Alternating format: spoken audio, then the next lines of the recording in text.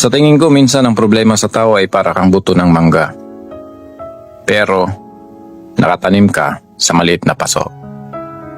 Kahit gaano katibay, kahit gaano ka diligan o sikat ng araw ang tumama sa'yo, hindi ka lalaki at mamumunga ng marami kung maliit lang ang paligid mo.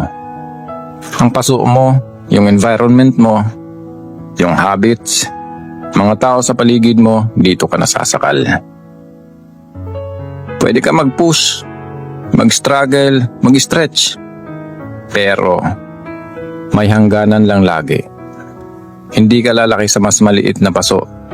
Lalago ka lang kapag nagpalit ka ng environment. Kapag lumipat ka sa mas malawak na lupain, mas maraming sunlight at mga tao at opportunities na pwedeng magpahaba ng iyong mga sanga at magpatibay ng ugat.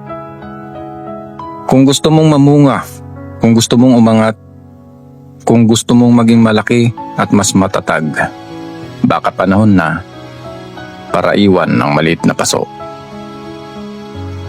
Lumipat, mag-grow, abutin ang mas mataas, hanapin ang lugar kung saan pwede kang lumaki, mas lumakas at mamunga ng marami.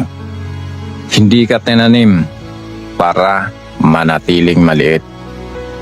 Itaninim ka para mag-grow, mag-thrive, mamunga at maging blessings sa ibang tao. Galing. By Zach Alvis.